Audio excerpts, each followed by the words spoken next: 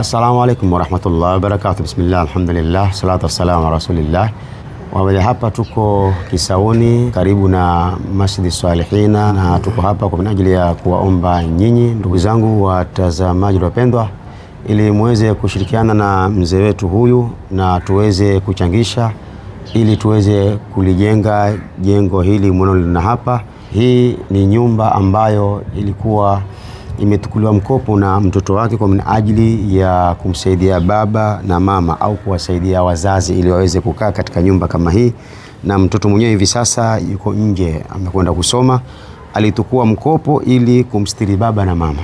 Kwa bahati mbaya nyumba ikachomeka. Kwa hivyo tutafurahi iwapo mtaweza kuchangisha kiasi ya pesa ambayo itaweza kuirinyu nyumba kama hii, na jaza yenu mtaipata kwa Mwenyezi Mungu Subhanahu wa Ta'ala. Ni jambo zuri kwa mtoto kuwafikiria wazazi, na alhamdulillah mtoto wetu huyu alikuwa amefikiria wazazi wake, lakini kwa bahati mbaya nyumba ikachomeka, na nyumba hii alichukua huyu mtoto wake kwa njia ya mkopo. Kwa hivyo hajamaliza kulipa deni, nyumba ikachomeka. Ni mtihani juu ya mtihani, na tutaandika namba za kuchangisha ambazo zitakuwa ni namba za wenye nyumba hii, mmoja wapo akiwa ni mzee wetu huyu. Kwa hivyo pesa moja kwa moja ukiituma itaingia kwake. Barakallahu fikum. Assalamu alaikum warahmatullahi wabarakatuh. Azungumza na sasa. Naam, kwanza nashukuru alhamdulillah kwa mtihani huu ambao umetufikia, na tunamshukuru Bwana Abdul Shurem kwa kushirikiana na sisi kwa jambo hili kwamba ametujali alhamdulillah.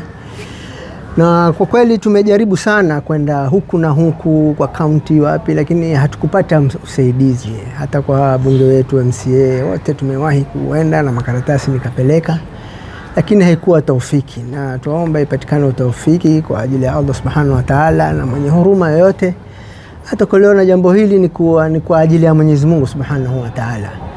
Manake ukimsaidia mwenzako kwa ajili ya Mwenyezi Mungu, na Mwenyezi Mungu naye atakuwa pamoja na wewe, basi hatuna la ziada. Kama alivyosema Bwana Sheikh Abu Shurem, ni jambo zito lilotufikia, lakini hakuna uzito sana kwa Mwenyezi Mungu Subhanahu wa Ta'ala. Kila jambo zito kuna na mapesi kati yake.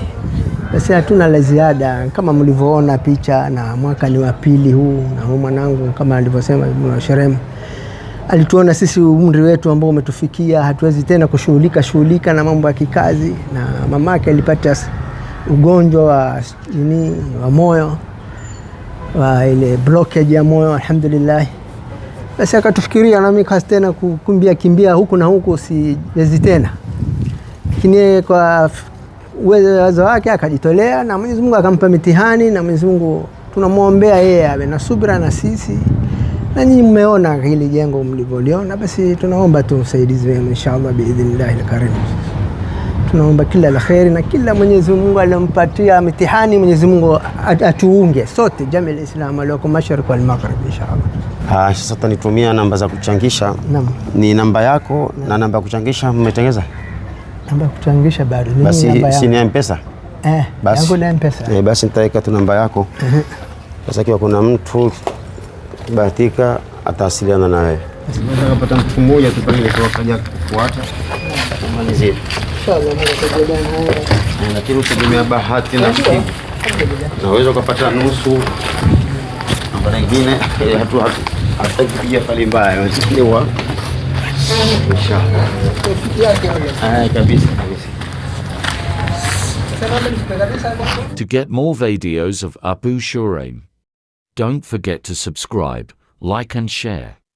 May Allah guide and bless the person who shares the videos.